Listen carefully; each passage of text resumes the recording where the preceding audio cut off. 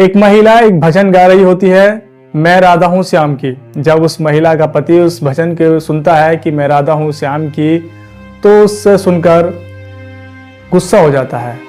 बहसबाजी होती है मियाँ बीवी के अंदर, पति पत्नी में बहसबाजी होती है। बहसबाजी के बाद गुस्सा इतना ज़्यादा हो जाता है कि गुस्से में जो पति होता है, जो पुरुष होता है, वो घर से बाहर निकल जाता है। बाहर जो जाता है, करीब 22 मार्च 2025 की ये घटना है।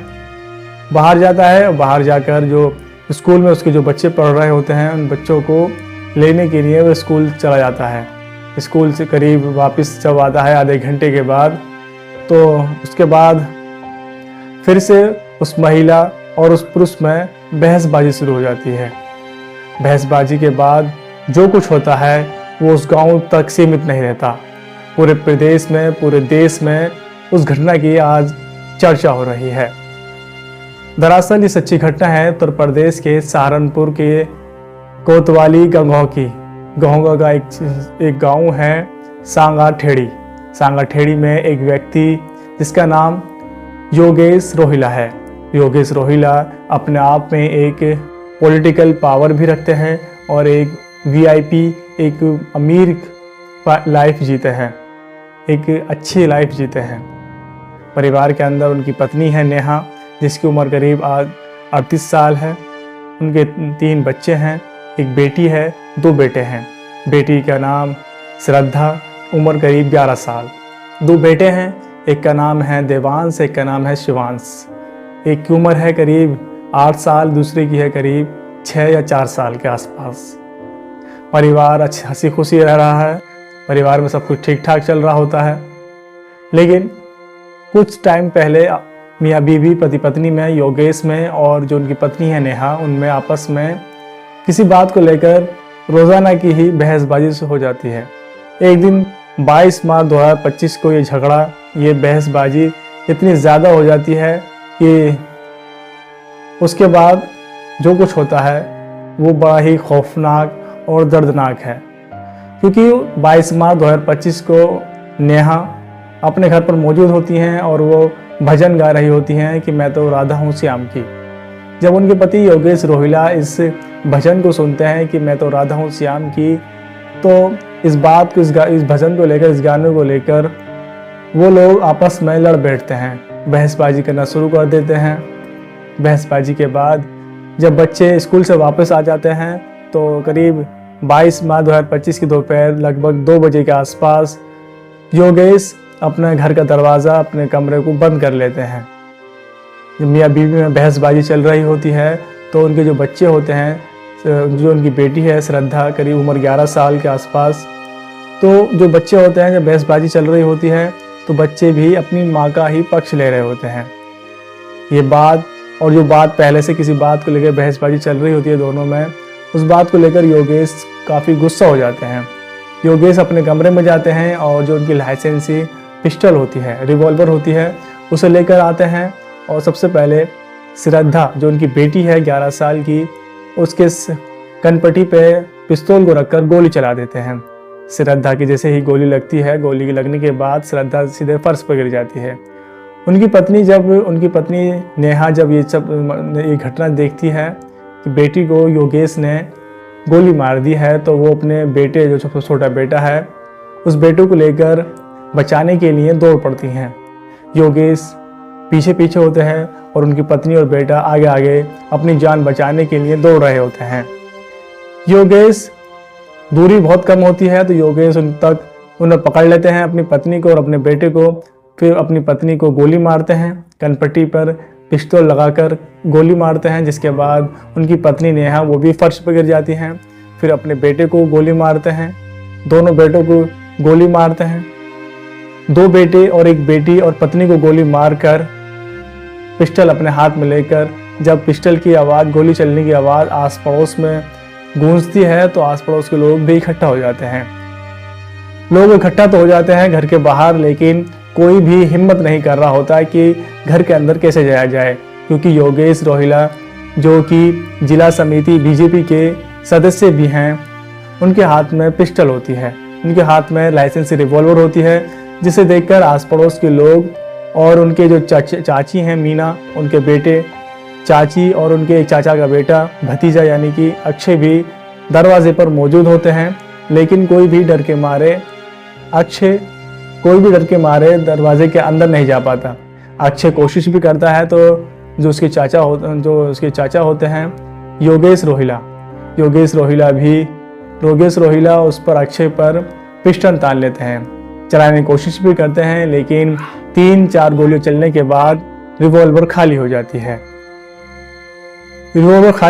है और जो आस पड़ोस के लोग जो दरवाजे पर होते हैं वो हिम्मत नहीं कर पाते कहीं गोली हमें भी ना लग जाए, तो वो हिम्मत नहीं कर पाते कि अंदर जाएं, जो जिन्हें गोली लगी है उन्हें बचाया जाए।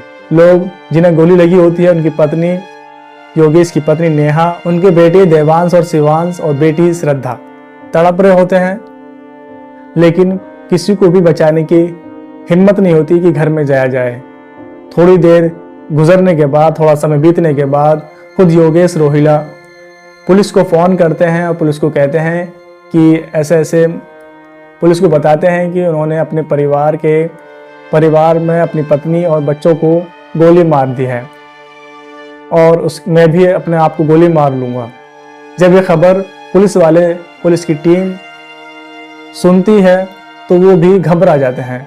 पुलिस महकमे में हड़कंप मच जाता है कि एक बीजेपी का जिला समिति का सदस्य ने अपने परिवार के लोगों को गोली मार दी है और वो इस तरह की बातें बता रहा है फ़ोन पर।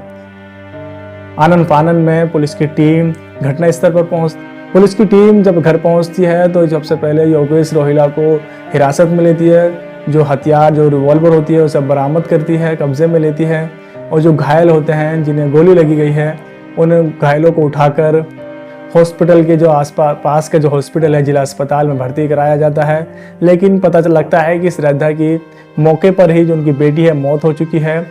जब उनके बेटों को जिला अस्पताल में इलाज के लिए ले जाया जा रहा होता है तो रास्ते में ही योगेश रोहिला के दोनों बेटों की मौत हो जाती है।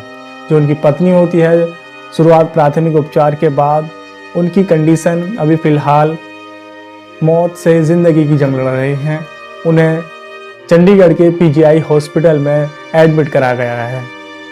जिन लोगों की मौत हो चुकी है पुलिस ने उनके शवों को कब्जे में लेकर फिलहाल पोस्टमार्टम के लिए भेज दिया है। जब पुलिस की टीम एसएसपी साहब, एएसपी देहात जब योगेश रोहिला को हिरासत में लेकर पूछताछ करते हैं कि इन्होंने ऐसा कदम क्यों उठाया, इतना खतरनाक, इतना दर्दनाक कदम क्यों उठाया, उन्होंने अपने परिवार को गोली क्यों मारी, तो पुलिस की हिरासत में योगेश रोहिला बताते हैं कि उन्हें जो उनकी पत्नी है नेहा, उम्र करीब 38 साल के आसपास, योगेश रोहिला बताते हैं कि उन्हें अपनी पत्नी पर शक था कि नेहा के किसी गांव के दूसरे व्यक्ति के साथ अवैध संबंध चल रहे हैं। जो उनका सबसे छोटा बेटा है जिसकी उम्र करीब 4 साल है वो उनका बेटा नहीं है। वो अपने बेटे का भी डीएनए टेस्ट कराना चाहते थे। इसी को लेकर दोनों में काफ़ी दिनों से बहसबाजी चल रही थी, लड़ाई झगड़ा हो रहा था। और जब वो भजन गा रही थी, मैं तो राधा हूँ श्याम की, तो उन्हें शक था कि श्याम नाम का ही कोई व्यक्ति है जिससे उनकी पत्नी के अवैध संबंध चल रहे हैं। और मुझे शक था कि मेरी जो परिवार है, मेरी जो पत्नी है, वो मुझे जहर देकर मारना चाहती थी। इससे पहले कि वो मुझे मारती, इसलिए मैंने अपनी पत्नी को मार दिया। पत्नी को मारने के बाद मैंने सोचा कि बच्चों की देखभाल कौन करेगा, तो इसलिए मैंने बच्चों को भी मार दिया, गोली मार दी और उन्हें भी मैंने मौत की नींद सुला दिया।